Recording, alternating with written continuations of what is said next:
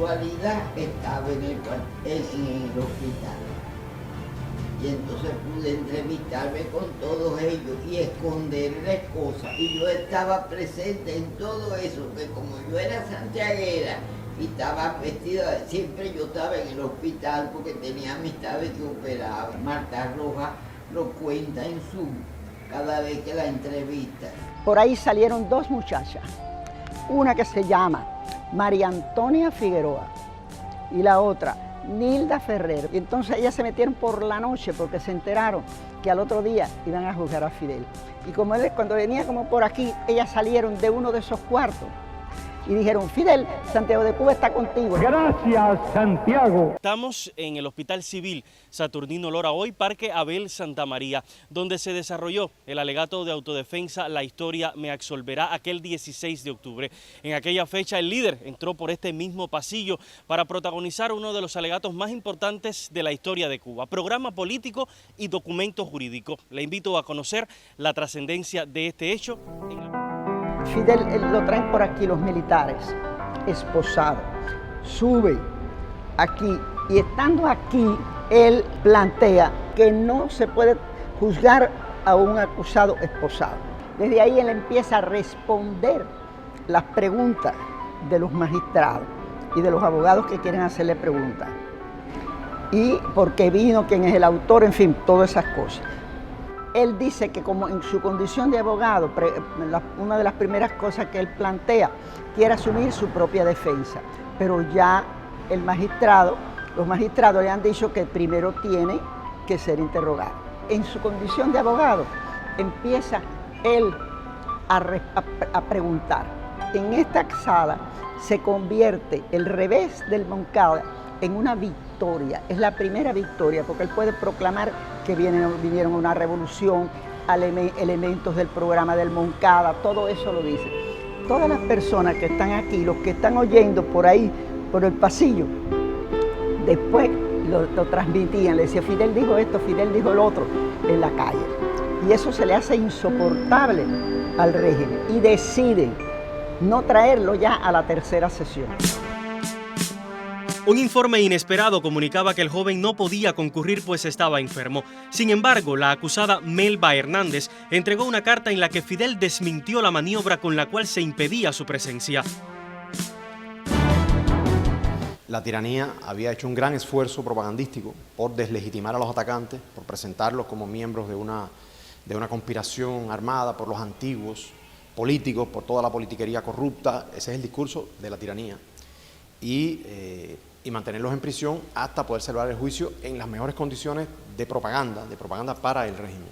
Por supuesto, Fidel y el resto de sus compañeros en las condiciones muy difíciles en que estaban guardando prisión provisional hasta el juicio, Fidel fue preparando con los pocos libros que tenía a su alcance un alegato de autodefensa que ya él previó que iba a convertirse en el punto de viraje de la situación, que iba a convertir a la tiranía de acusadores, en acusados por toda la gama de crímenes monstruosos que habían tratado de ocultar. Esperaba que el fiscal hiciera una locución muy larga, pero el fiscal se limita a decir que se va a juzgar por el artículo tal y más cual del Código de Defensa, así muy breve, porque no le quería dar oportunidad a Fidel a que hablara.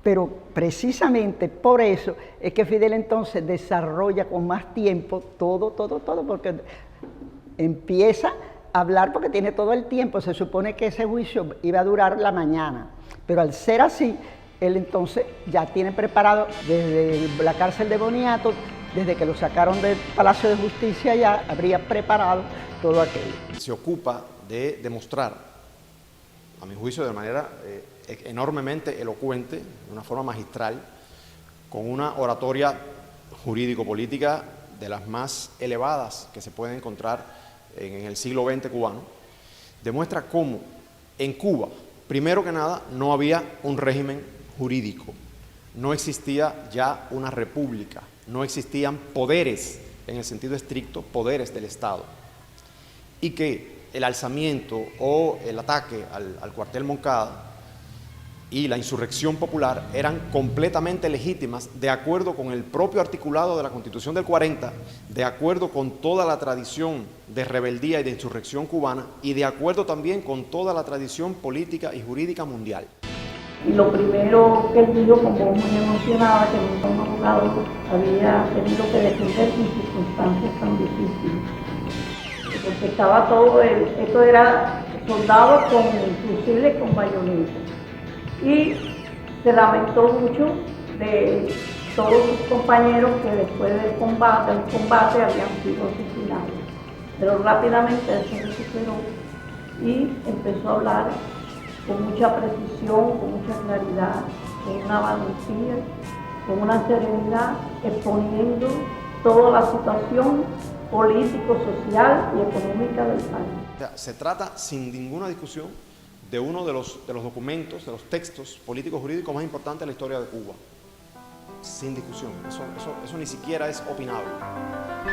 Primero por la enorme potencia, el poder oratorio, político y jurídico de las palabras de Fidel.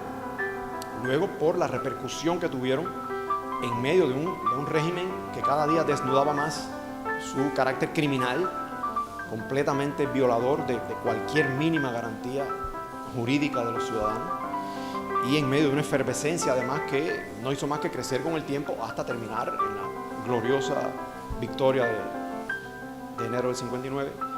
Y finalmente porque en él, y eso Fidel fue muy consciente de eso desde el primer día, se lo dice a Melvin incluso en una carta, aquí está el programa político de la revolución, completo.